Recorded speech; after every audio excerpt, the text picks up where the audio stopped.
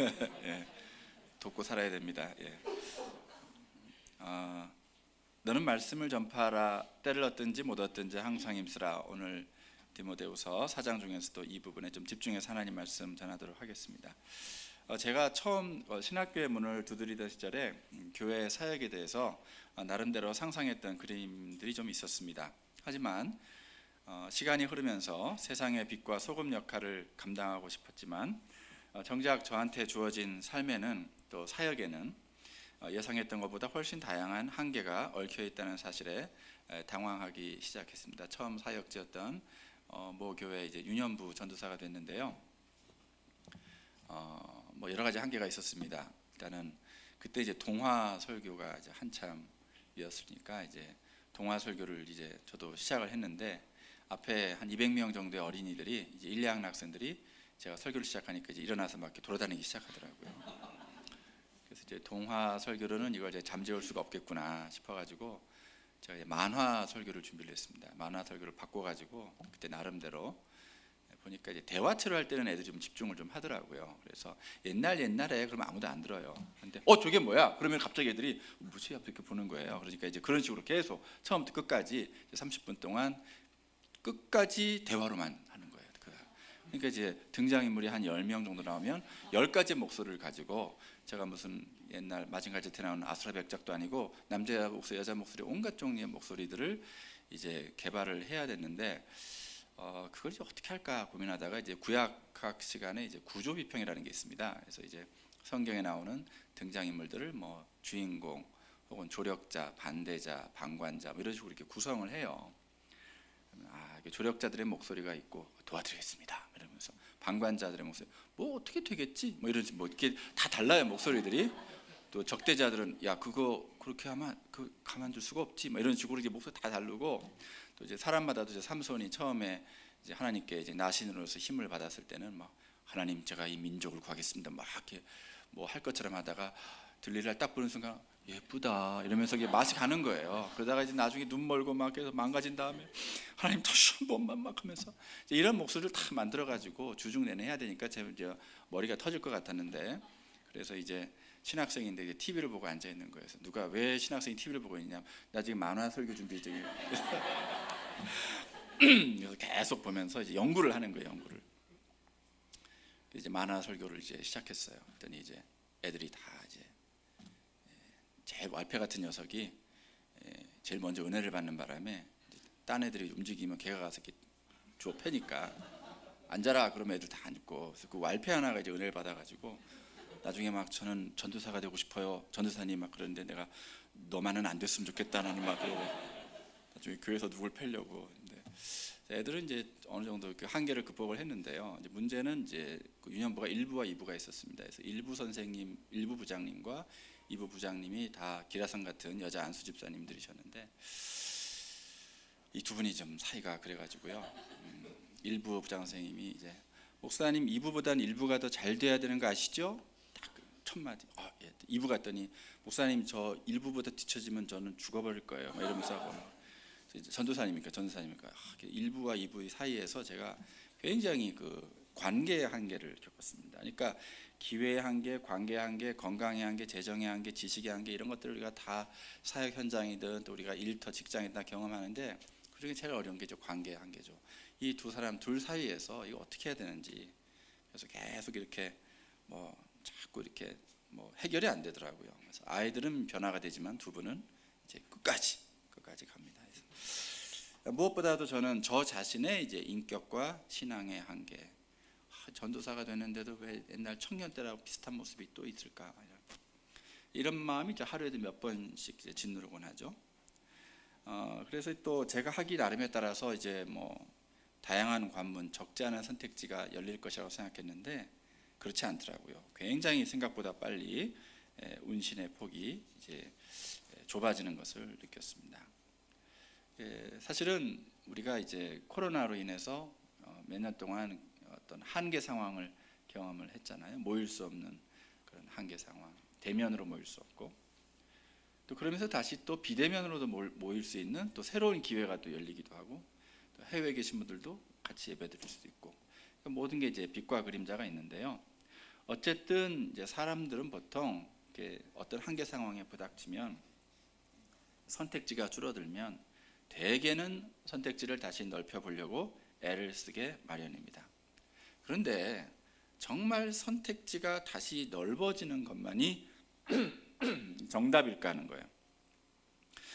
미국의 작가 중에 애슐리 헤이스라는 분이 그렇지 않다 하는 이제 주장을 하셨어요. 작아서 아름다운 Spacious Life라는 책에서 이분이 이렇게 얘기합니다. 양념이 너무 많으면 고르기가 어렵듯이 사람들이 멋진 삶, 잘 나가는 삶, 남들이 부러워하는 삶에 필요한 것은 더 많은 선택지일 거야 그렇게 생각하는데 그렇지 않다는 거예요. 우리가 이제 보통 이제 수능 시험이 이제 해마다 있지만 대학 진학할 때도 조금이라도 더 점수를 올려보려고 노력하는 이유가 점수가 조금이라도 더 올라가면 선택지가 넓어지니까, 그렇죠? 근데 점수가 내려가면 선택지가 좁아져요. 지금 이제 의대 정원을 2,000명을 더 늘린다 그러니까 이제 또 수험생들은 좋아가지고 나도 의대 갈 수 있나? 근데 의사 선생님들은 안 돼 하면서 막 하고 지금 이제 국가적으로 큰 진통이 있는데요. 사람들이 선택지가 넓어지면 더 좋을 것 같다. 하지만 과연 그럴까? 이제 애슐리 헤이스가 오히려 선택지가 줄어드는 게 더 좋을 수 있습니다. 우리에게 필요한 건 선택지가 많아지는 게 아니고 지침과 길잡이라는 거예요. 앞길을 보여줄 적절한 난간이라는 것입니다. 죄송합니다. 그래서 선택지가 넓은 게 꼭 좋은 게 아니다.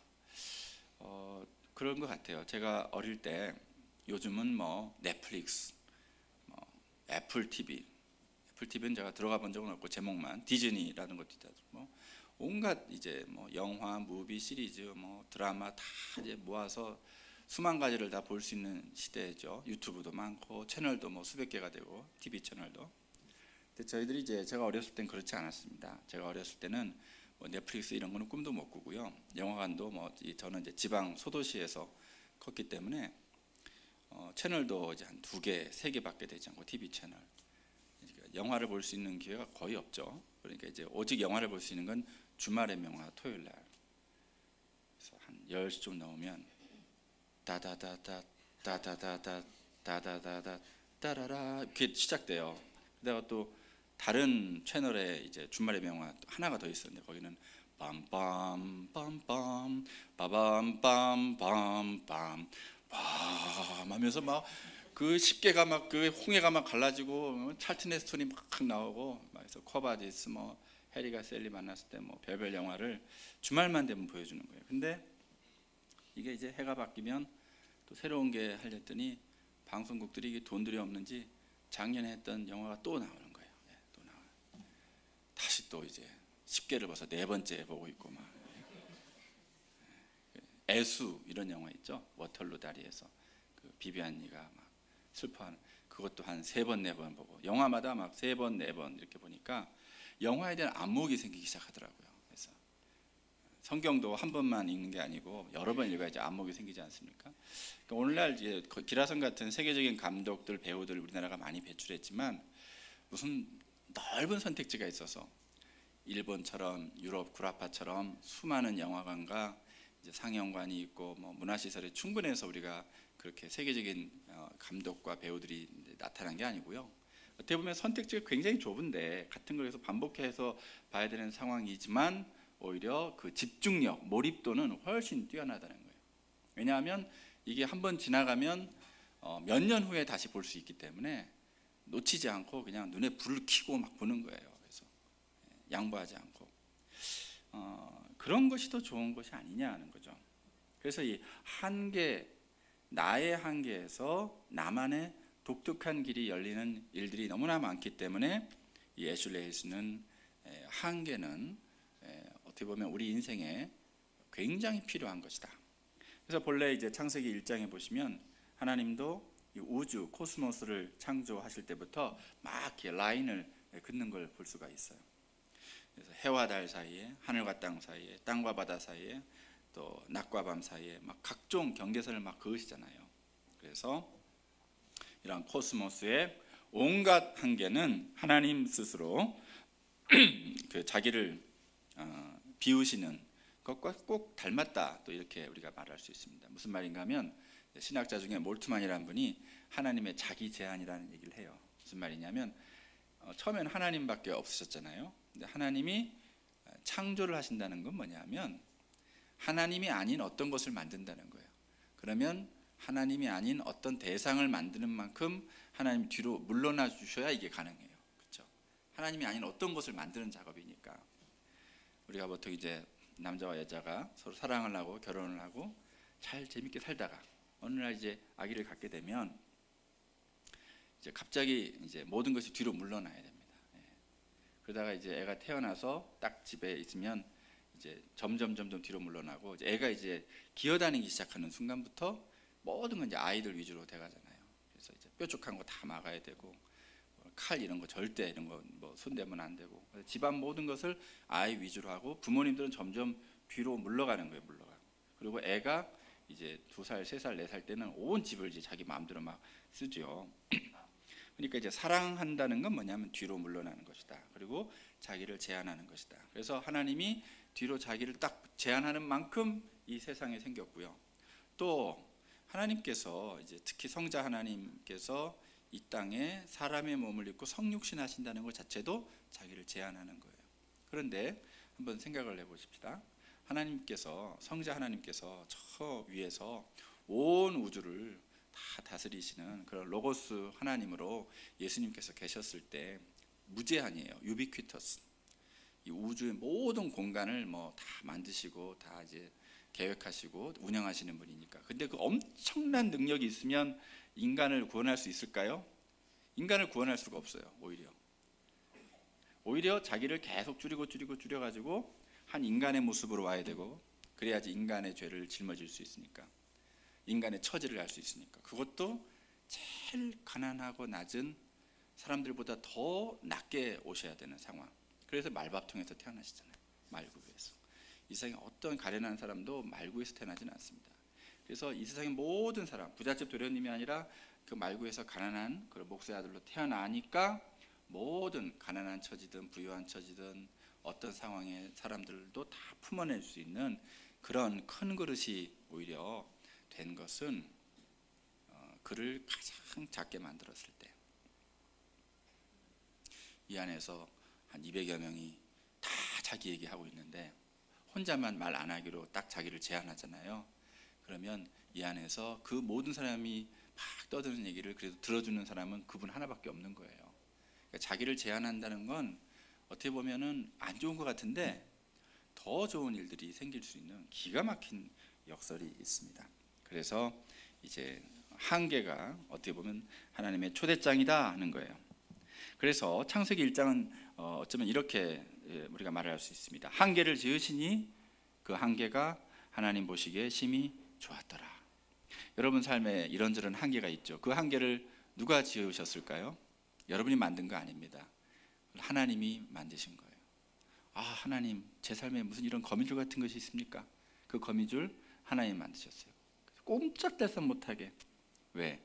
지금 가만히 좀 있어야 되는 상황이기 때문에 하나님 만드신 한계일 수 있다는 거예요. 그래서 하나님은 한계 상황 안으로 좀 들어가서 예전보다 좀 작아지라는 그런 초대야말로 가장 좋은 초대이다, 이런 얘기를 합니다.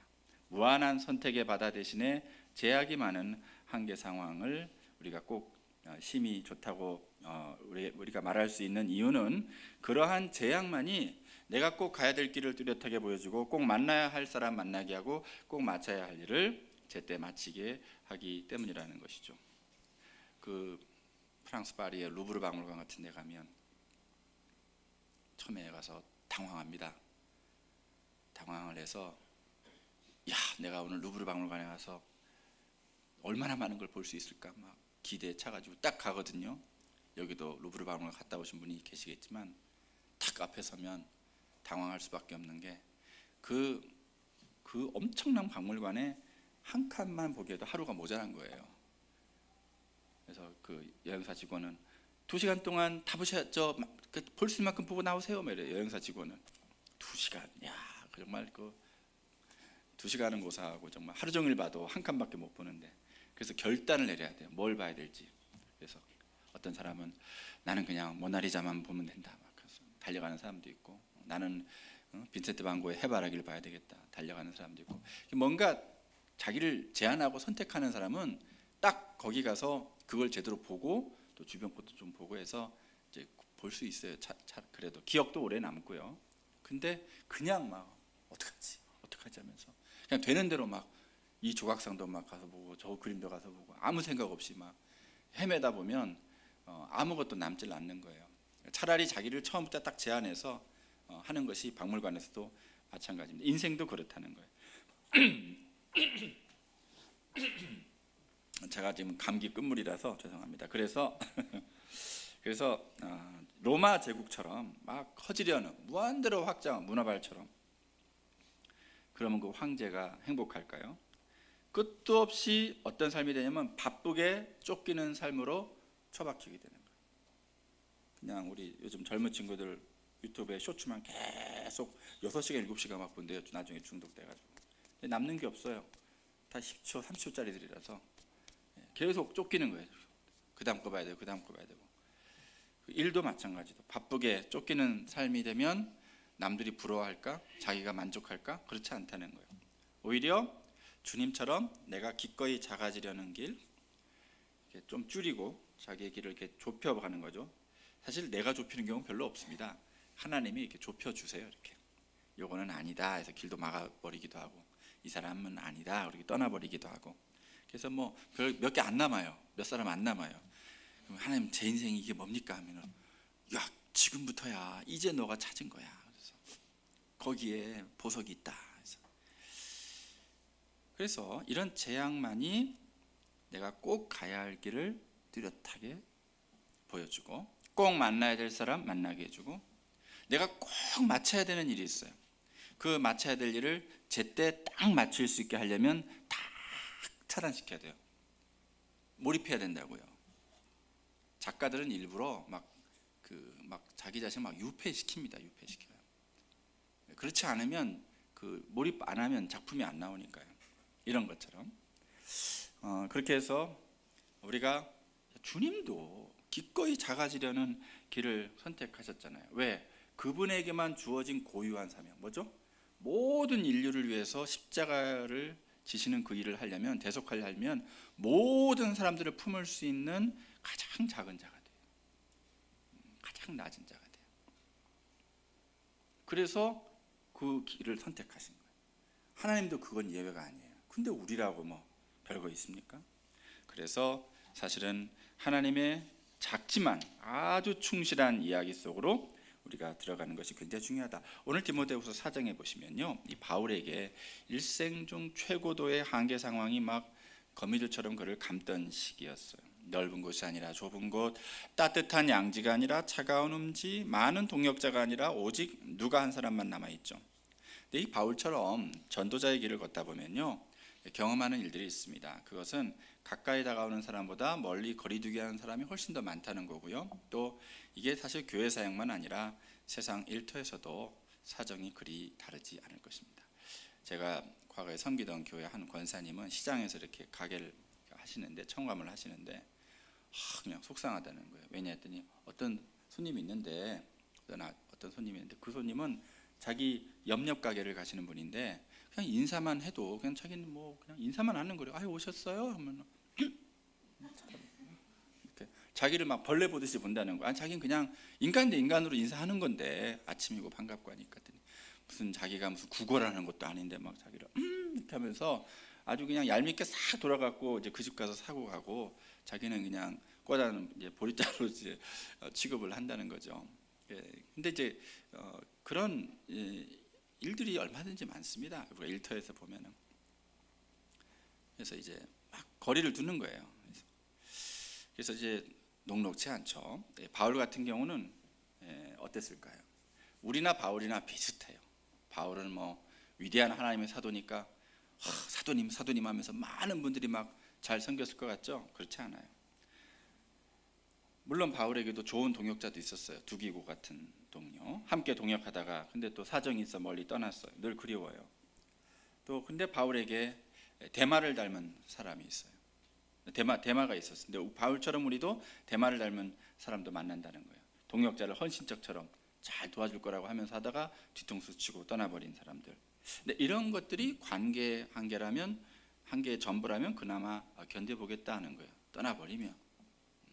그래도 1부 유년부 부장님하고 2부 유년부 부장님이 계시는데, 한 분이 난 도저히 이 사람 때문에 안 되겠다 해서 떠나버리면, 또 제가 전도사로서 마음이 아프지만 또 그래, 이것도 주님의 또 선물이구나 해가지고 또 새로운 사람은 이제 안 싸울 거 아니에요. 그런데 문제는 떠나지도 않고 지척에서 계속하고, 그게 이제 문제는 이제 바울도 자기 곁을 떠나지도 않으면서 지척에서 계속 해를 많이 입히고 마음고생시키는 구리세공업자 알렉산더 같은 존재도 만날 거라는 거죠. 자, 그렇다면 이 바울한테 누가만 남아있고 모두가 떠나버린 한계 상황, 법정에서 변론할 때도 함께 한 자가 아무도 없고 다 버렸던 한계 상황, 이제는 감옥에서 마지막 순교를 기다리는 한계 상황, 어째서 하나님은 바울을 거미들처럼 꽁꽁 감긴 처지 속으로 밀어넣으셨냐 하는 거예요. 그것은 깊은 섭리가 있었습니다. 오직 단 한 사람 디모데한테 편지를 좀 쓰도록 하기 위함이었어요. 모두를 떠나가게 하심이 디모데 한 사람을 만나게 하시려는 치밀한 초대장이었다는 거예요. 이게 무슨 말이냐면, 철학자 마틴 부버식으로 얘기하면 이런 식이에요. 지금 내 곁에서 나를 그대, 당신, 자기라고 불러주는 단 한 사람이 있다는 말은, 예전에 누군가가 나를 자기, 그대라고 부르다가 그것 취급하면서 떠나버렸기 때문이 아니겠냐 하는 거죠. 이해가 안 가십니까? 지금 여기 가정을 이루신 분들, 지금 옆에 내 아내가, 내 남편이 있는 것은 옛날에 그 인간이 나를 떠났기 때문에 이게 가능한 거 아니겠어요? 떠나지 않고 누구라 하나 끝까지 있었으면 지금 함께 살 수가 없죠.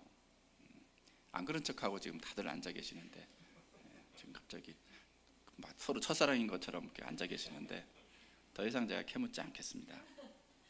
근데 어쨌든 이제 다 떠나버렸기 때문에 어떻게 보면 나에게 정말 필요한 사람, 나를 정말 아껴주는 사람, 평생 함께 해야 될 사람을 만나게 되는 축복은 사실은 거기에 있다. 함께 있던 동역자들이 얼마라도 남아 있었다면, 그래서 그 주변에 할 일이 더 있었다면, 바울이 이렇게 급박하게 디모데한테 서신을 띄워야만 했었냐 하는 거죠. 꼭 그해 겨울 전에 반드시 어서 오라고 전보를 치지 않아도 됐을 거예요. 하지만 그런 극한의 한계 상황이 지난 2000년 동안 세계교회에 막대한 도움을 주었던 이 디모데에게 보내는 둘째 서신이 탄생되는 계기를 낳았습니다. 그렇지 않았다면 성경은 65권이 됐을 겁니다. 그랬었을까요? 편지 말미에 주님이 허락하신 이런저런 한계 상황의 신비를 바울이 한껏 맛보는 대목이 나옵니다. 때를 얻든지 못 얻든지 항상 힘쓰라. 4장 2절에 보면, 여기서 때를 얻든지는 헬라어 원어에 보면 유카이로스, 기회가 좋든지 이런 뜻이고요. 때를 못 얻든지는 아카이로스, 기회가 나쁘거나 아예 기회가 없든지 라는 의미입니다. 여기서 유카이로스, 좋은 기회는 제한하는 방해 요소들이 없는 상황이니까 얼핏 좋아 보이죠. 반면에 아카이로스, 나쁜 기회는 해보고 싶은데 아예 그냥 기회 자체가 주어지지 않으니까 이게 참 좋지 않아 보이죠. 영어로는 in season, out of season 이렇게 얘기하거든요. 지금이 내 시즌이면 얼마나 좋을까요? 무대에서 또는 직장에서 주연 역할을 맡을 수도 있으니까. 하지만 내 시즌이 아니라면 조연 자리도 맡기가 어렵지 않겠습니까? 그런데도 바울이 자기가 깨달은 하나의 일체의 비결을 디모데한테 꾹꾹 눌러서 씁니다. 지금이 카이로스냐 아니냐에 너무 신경 쓰지 말라는 거예요. 유카이로스냐 아카이로스냐 중요하지 않다. 중요한 건 항상 힘쓰라, 에피스테디, 헬라어로 보면 늘 가까이 있으라 하는 거예요. 그러니까 말씀을 전하는 일에 늘 가까이 하고 싶다면 다른 무엇보다 일단 말씀을 늘 가까이 하고 있어야 한다는 것이에요. 그래서 말씀을 전할 기회를 얻지 못한다고 해서 말씀을 소홀히 하고 있으면 안 된다는 거죠. 기회가 없는 어떤 제약 조건, 한계 상황을 그냥 나 그래서 이렇게 그냥 아무것도 못하고 이렇게 가만히 있습니다라는 어떤 무기력의 구실로 삼지 말고, 종교교육과 깔뱅이 당부처럼 끈질기게 억척같이 말씀을 더욱 가까이 하고 있어. 가까이 하고 있으라. 가까이 하고 있으라. 여러분이 이제 잘 알고 좋아하는 그 피아니스트 임윤찬 군이 그 미국에서 이제 콩쿠르 우승할 때 쳤던 곡이 아마 라흐마니노프 2번인가 그러죠. 그 곡을 원래 보통 피아니스트 치려면 30대 후반이나 40대 초반이 돼야 된다 해요. 왜냐하면 그 곡을 한 3, 4천 번은 쳐봐야 된다고 하더라고요. 그래야 좀 무대에 올라가 볼 수 있대요. 세계적인 대가들도 그런데 이 18살짜리가 그 전무후무한 어려운 곡을 18살에 쳤는데 그게 지금 사실은 그 호로비츠 다음으로 잘 친 거 아니냐, 연주를, 이런 정도의 평가를 받아요. 전설적인 장면을 만들어냈다는데 어린아이가 이게 워낙 천재라서 그럴까요? 물론 천부적인 재능도 있습니다. 있지만 플러스 중요한 건 이 임윤찬 군이 이 곡을 하여튼 쳐보든지 듣든지 뭐 온갖 종류 해서 한 10,000번 정도를 자기가 경험을 했다. 10,000번. 그 어린 나이에 벌써 10,000번. 제가 쳐보든지 아니 유튜브로 듣든지 뭘 하든지 간에 하여튼 10,000번을 이렇게 접촉을 한 거예요, 이 곡에. 그러니까 그날 뭐 오늘 가시는 길에 한번 들어보세요. 그 어떻게 하는지 안 들어보신 분들은 그렇게 칠 수가 없어요. 아주 세계적인 연주를 했는데 그 연주를 하는 걸 가만 보면 얘가 무슨 생각하면서 치는 게 아니에요. 그냥 쳐요. 그냥. 그렇다고 로버트처럼 치는 것도 아니에요. 어떤 정도가 됐냐면 제가 이렇게 보니까 그냥 그 곡이 그냥 그 임윤찬 인격과 실력과 그 모든 그 이 손발 자체가 돼버렸어. 그래서 그냥 하는 거야. 그냥 몸짓 하나하나가 다 표현이 돼버리는 거예요. 그래서 이제 종교과 칼뱅이 우리가 이제 구원을 뭐라고 정의하냐면 유니온 위드 크라이스트, 예수 그리스도와의 연합, 예수 그리스도와 주님과 하나 되는 것, 그것이 우리가 구원의 뜻이거든요. 그래서 우리가 하나님이 우리를 주님과 하나 되도록 만들어 주셨는데 쉽게 얘기하면 이제 임윤찬한테 피아노도 주고 라흐마니노프도 주고 라흐마니노프 악보도 주고 피아노도 주고 재능도 준 거예요. 재능도 칠 수 있는 재능도. 그게 중요하잖아요. 다 줬어요. 이제 그렇게 우리한테 다 주셨어요. 예수님도 주시고 예수님과 하나 될 수 있는 자격도 주시고 그런 상황도 다 만들어 주셨어요. 근데 우리가 왜 구원의 감격을 못 느끼는가? 우리가 왜 그 구원의 즐거움, 구원이란 이런 것이구나. 구원받은 자의 어떤 그 삶이 준 어떤 맛, 그 맛을 왜 우리가 만끽하지 못하냐? 바로 주님을 그 윤찬이가 라흐마니노프를 가까이 하듯이 가까이 하지 않았기 때문에 시간을 여기에 많이 안 썼어요. 시간을. 연주가 기가 막히죠. 근데 그 기가 막힌 연주를 가장 그 행복해하면서 즐기는 사람이 누굴까요? 관객들요? 아니에요. 본인이에요. 본인이 그냥 그 무라의 경지에 들어가는 거예요. 자기를 잊어버렸다고 하더라고요. 칠 때 무슨 생각하냐니까 아무 생각 안 한대요. 아무 생각이 안 나요. 그냥 곡 자체에 빠져들어갔기 때문에. 세상과 나는 간곳 없고 주님만 보이도다. 이 상태가 바로 구원받은 자의 가장 큰 기쁨이거든요. 우리 보면 뭐 별거 있나요? 아무것도. 세상 보면 뭐 별거 있나요? 주님 별거 있죠. 이 세상을 만드시고 창조하신 그 놀라운 주님, 우리를 사랑하시는 그 절대적인 사랑 자체이신 그분이 완전히 우리를 감싸고는 그런 상태. 그걸 내가 누리는 상태. 이게 이제 구원의 즐거움인데 그러려면 어떻게 될까요? 주님과 밀착해서 가까이 시간을 많이 보내야죠. 주일하루만 몇 달에 한 번만 성경을 보고 주님과 기도하고 이러면은 대면에서 그게 안 됩니다. 근데 그냥 어떻게 보면은 24시간 주님과 함께 동행하는 그 정도로 우리가 기도 생활 하다 보면 그렇게 됩니다. 그냥 걸어가면서도 그냥 기도가 되고 또 이렇게 말씀이 생각나고 늘 말씀을 가까이 하다 보면, 그러니까 중요한 건 늘 가까이 있으라는 거예요. 가까이 바짝 붙어 있어라. 가까이가 나중에 혼연일체가 될 정도로. 사도 바울이 얘기하는 거예요. 말씀을 전하는 일에 늘 가까이 있고 싶다면 다른 무엇보다 말씀을 늘 가까이 해라. 그래서 오히려 사역의 기회가 없는 힘든 이 아카이로스 시절의 한계란 것이 내가 복음의 비밀을 깊이 깨닫는 생각지 않은 계기가 돼서 훗날 전도자로서 새롭게 태어나는 유카이로스 시절로의 초대장일 수가 있다는 거예요. 그래서 복음을 얼마든지 전할 수 있는 호 시절에는 사람들이 전도에 그렇게 목마르지 않습니다. 뭐 전도자도 넘치고 결신자도 사방에 많고 오히려 복음을 전하고 싶은데 뭐 지하철에서 요즘 하기도 어렵죠. 또 초등학교 같은 데 가서 하면 큰일 나죠. 쉽지 않아요. 그렇게 쉽지 않을 때 더욱 복음에 목마르게 되는데, 전도자도 희귀하고 결신자도 희귀한 시대인데, 그럴수록 어떻게 방법이 내 주변에 있는 사람들 중에 안 믿는 사람들이 이렇게 어떤 이런저런 관계로 나와 이렇게 만남을 될 때 그분들에게 내가 인격적으로 그분과 함께 살아가면서 인격적으로 복음을 전하는 그 방법밖에 없거든요.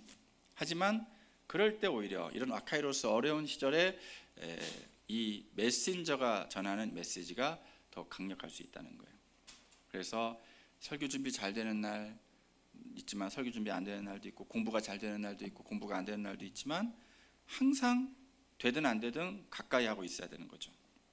아까 이제 피아니스트 얘기했지만, 피아니스트가 피아노 연주 잘 연습이 안 된다고 멀리하면 안 되죠. 하여튼 피아노든 성경이든 주님이시든 우리가 가까이 해야 되는 대상, 나에게 주어진 그 한 가지, 막 이것저것 온갖 그건 거에 우리가 신경을 빼앗기고 관심을 다 빼앗기고 에너지 다 빼앗기고 그러지 말고 그냥 집중해야 될 그 한 가지, 나에게 주어진 거기에 이제 보라는 거예요. 거기에. 주님께서 길가와 같은 밭이 되면 안 된다고 하셨잖아요. 길가는 처음부터 길가 아니었어요. 처음엔 다 그냥 농사도 지을 수 있는 땅인데 사람들이 하도 많이 지나가면 그 길가가 돼버립니다. 여러분들의 마음에 온갖 유튜브니 뭐니 넷플릭스니 뭐니 이 세상에 뭐 온갖 거 다 왔다 갔다 하도 하다 보면 그냥 길가가 돼버려요. 말씀이 안 들어가요. 너무 그런데 노출을 많이 하는 게 좋지 않습니다. 그래서 이제 어려운 시절에 오히려 아카이로스 시절이 우리에게 주어진 소명을 발견하는 아주 절호의 찬스가 될 수 있다는 거예요. 그래서 이제 미국의 일본의 그 세계적인 기독교 작가인 그 미우라 하야코 여사가 원래 초등학교 선생님이셨는데 24살에 척추 카리에스와 결핵이 동시에 걸려가지고, 옛날엔 그 둘 다 불치병이었거든요.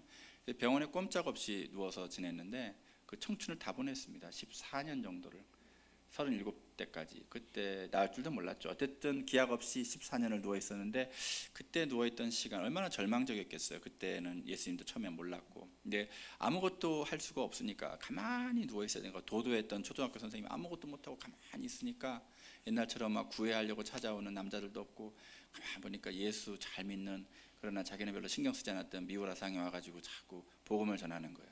누워있으면 도망도 못 가요. 그래서 계속 듣다가 결국 예수를 믿고 말았어요. 그리고 그 남자가 나중에 결혼까지 했는데, 하나님은 어째서 나를 이렇게 14년 동안 이러고 하시나 해가지고. 이런 한계 상황이 있나요? 근데 거기 병원에서 만나는 극한적인 그 어려움을 겪는 그 환자들의 애달픈 모습, 병든 모습, 지친 모습, 외로운 모습, 슬픈 모습, 그러면서도 잔잔하게 퍼져나오는 어떤 희망, 용기, 또 인내, 여러 가지 인간 사이에서 따뜻한 정, 이런 것들을 그 병실에서 이렇게 경험들을 해가면서 그게 이제 모아지고 걸음이 돼서 나중에 그분이 이제 완쾌된 후에 40대 초반에 그런 빙점부터 시작해서 세계적인 기독교 문학 작품들을 이렇게 끝없이 펼쳐놓을 수 있는 그 실타래가 어디서 마련됐는가 하면 바로 14년 동안의 그 투병 생활 속에서. 그러니까 결국에는 하나님의 미우라의 거를 전 세계 인류의 가슴에 위로하는 천국의 펜으로 사용하시려고 하나님 준비하신 최적 장소가 어디였는가? 초등학교 교정이 아니고 병원 침대였다는 거예요. 병원. 그러니까 가장 내 인생의 슬픈 시절이 하나님의 기가 막힌 소명을 위한 준비하는 모태였다는 거죠. 여러분이 잘 아시는 유진 피터슨 목사님 얘기를 하고 마칠 텐데, 유진 피터슨 목사님도 마찬가지입니다.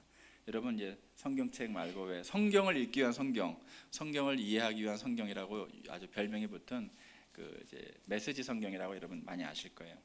유진 피터슨 목사님은 젊은 시절에 새로운 교회를 개척하라고 이제 파송을 교단에서 받았는데, 뭐 그냥 아무도 연고가 없는 어떤 조그마한 어떤 시골 마을에 이렇게 집들이 이렇게 있는데 거기에 가서 이제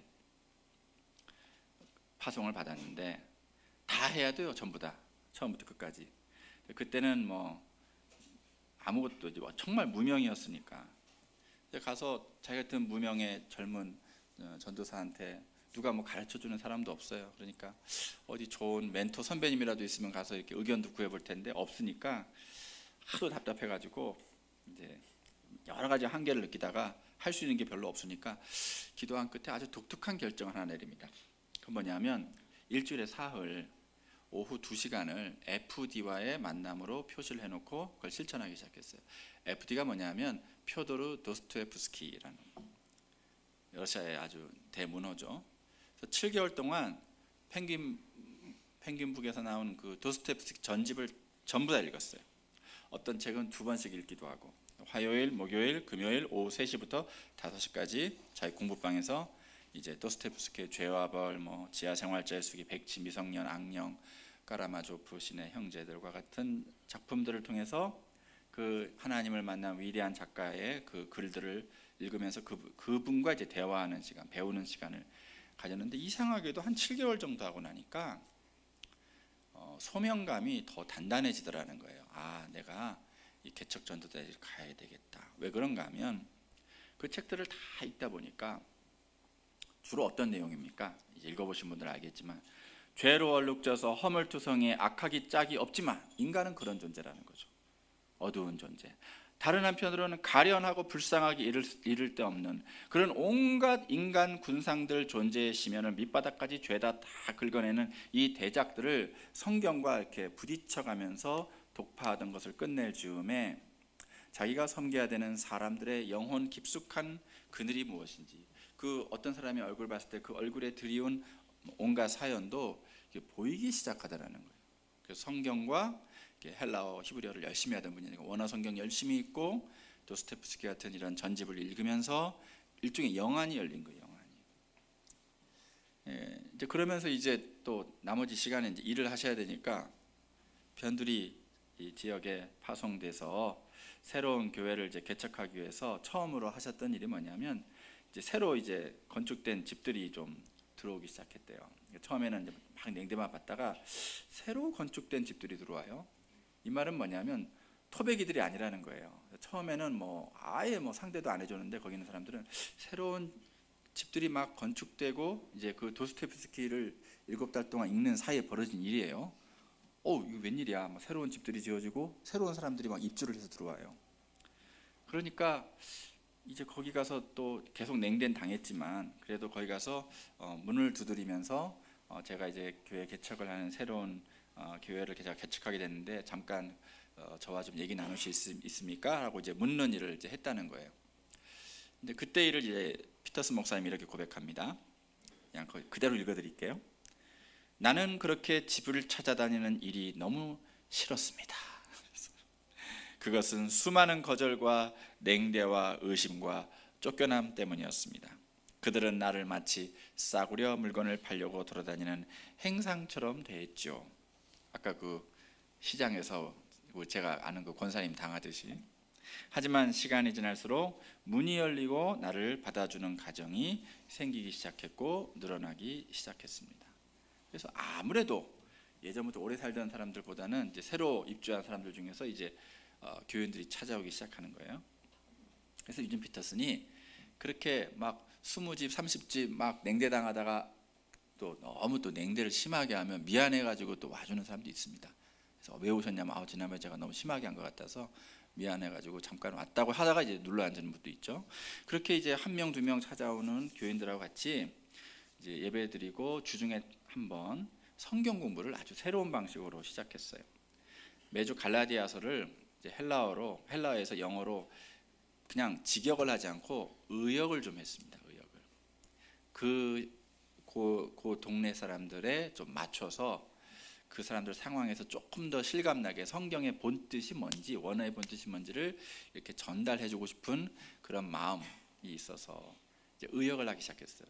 의역을 한다는 건 뭐냐면요, 성경을 아주 잘 알아야 되고요, 그리고 자기가 의역을 해야 되는 대상에 대해서 깊은 이해를 해야 돼요. 그러니까 인간에 대한 깊은 이해를 해야 됩니다. 그럼 인간에 대한 깊은 이해는 어디서 나오는가? 물론 성경에도 있지만 성경은 인간에 대한 가장 깊은 이해는 아까 얘기한 그런 대문호의 작품들에서 인간 군상들 통해서 배우는 거예요. 그리고 나서 이제 지역 사람들 보니까 또 다시 또 보이고, 그렇게 해서 이제 번역을 해서 쪽지를 내서 이렇게 나눠주고 이제 공부합시다 하니 깜짝 놀라는 거예요. 목사님, 성경이 이런 뜻이었습니까? 목사님 다른 복음서도 해주세요. 막 이렇게 막 요청을 하는 거예요. 예를 들면 이런 거예요. 마음이 가난한 자는 복이 있나니 천국이 저희 것임이라.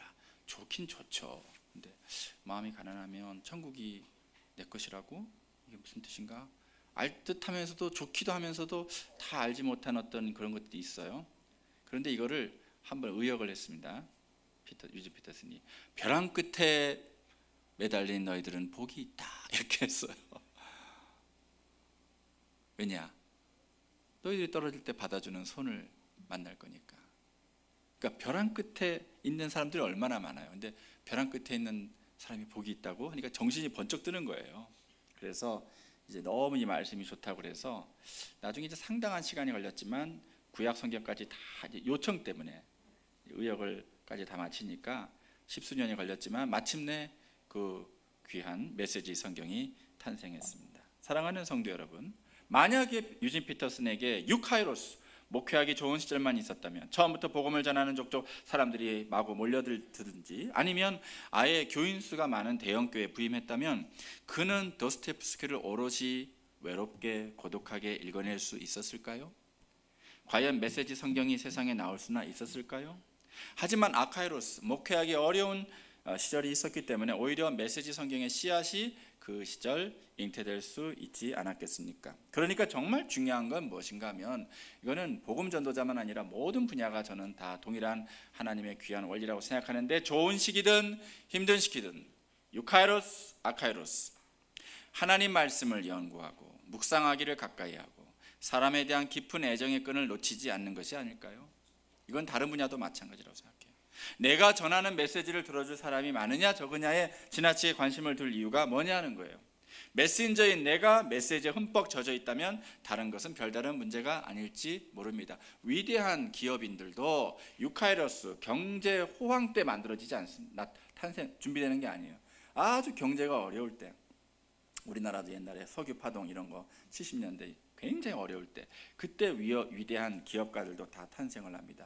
정말 위대한 교육과 훌륭한 선생님들도 아주 그냥 뭐 공교육이 잘 되고 막 그럴 때 나오지 않고요. 정말 교육이 다 무너져 내리고 이게 정말 교육 환경이 너무나 안 좋고 아이들이 이제 방황하고 그럴 때 막 그 아이들하고 부대끼고 씨름해 가면서 위대한 교육가가 나오는 법이에요. 영국의 To Serve with Love라는 아주 그 유명한 영화가 여러분 아시죠? 그 이제 흑인 선생님이 영국 빈민, 그 런던의 빈민가의 고등학교에 부임을 하셨는데 애들이 뭐 엉망진창이죠. 다 싸움꾼들이고 다 그냥 온갖 이 고등학생들 해서는 안 될 일들만 하고, 그런데 그 아이들하고 부대끼다가 나중에 그 To Serve with Love, 제가 노래 안 하겠습니다. 한번 다 아실 거예요. 그 명곡을 이제 선생님에게 들려주면서 이제 아이들이 이제 밝게 이제 변해가는 그 광경을 보면서 그 선생님이 정말 위대한 교육가다. 근데 아주 명문 사립학교 가고 뭐 명문 대학에서 가르치고 뭐 아주 뭐 교육 환경 좋은 데서 높은 연봉 받으면서 그렇게 위대한 선생님 나오는 게 아니고요.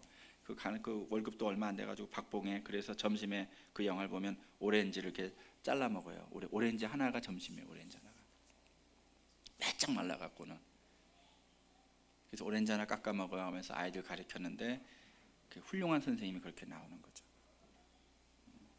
지금 이 시대는 메시지에 흠뻑 젖은 메신저에 목말라 하고 있습니다.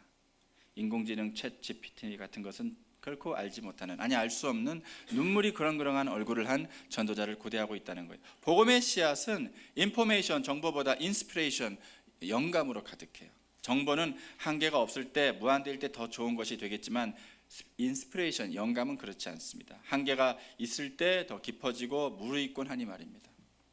오늘날도 미술 지망생들이 얼마나 많아요.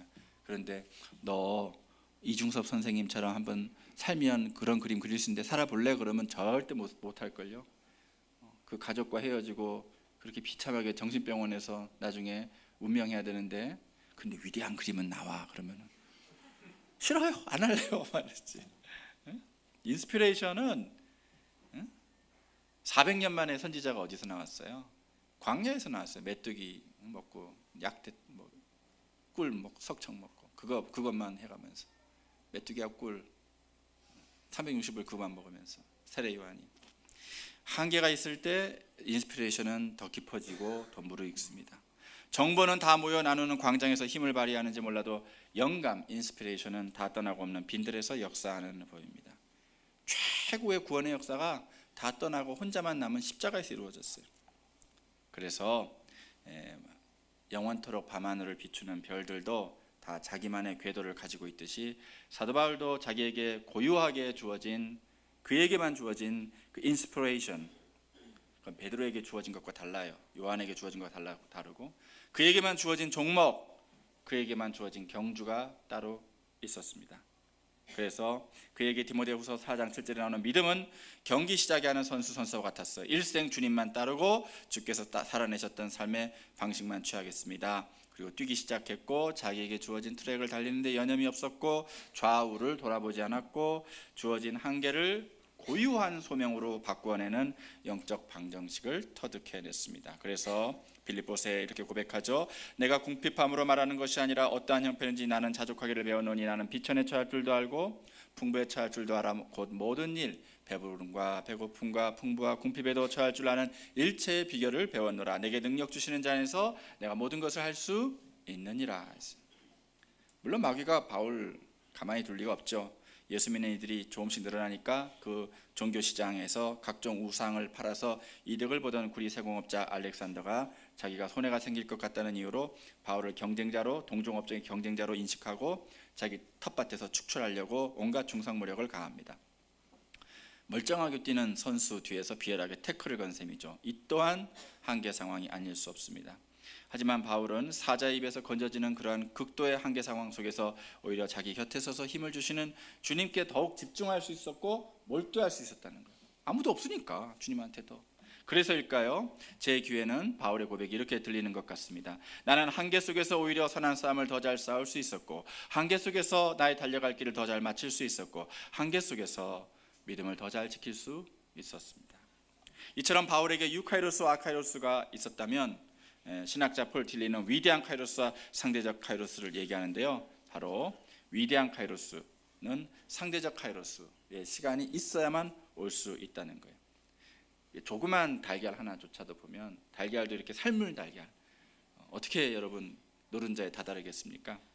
흰자위를 통하지 않고 노른자에 닿을 수 없는 법입니다. 그러니까 아카이로스를 통하지 않고 유카이로스에 다다를 수 없다. 상대적 카이로스를 통하지 않고 어떻게 위대한 카이로스에 다다를 수 있단 말인가?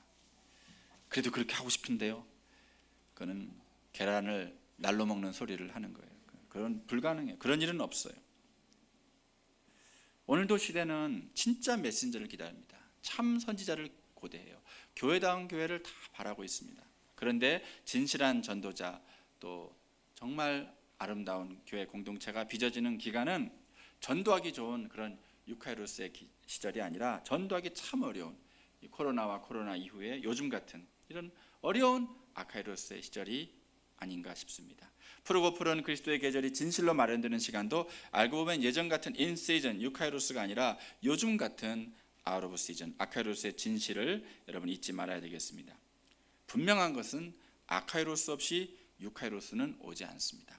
그러나 아카이로스의 날들이 여러분에게 있었다면 그리고 그 날들을 여러분들이 여러분의 주어진 것에 가까이 하고 있었다. 말씀을 가까이 하고 여러분에게 주어진 그 일에 가까이 바짝부터 여러분이 지내고 있다면 유카이로스 날들은 반드시 찾아오게 되어 있습니다. 그리고 그 날이 찾아올 때 정말 풍성한 추수를 하시는 여러분 모두가 되기를 우리 주님의 이름으로 축원합니다. 기도하시겠습니다. 하나님 아버지 감사합니다. 때를 어떤지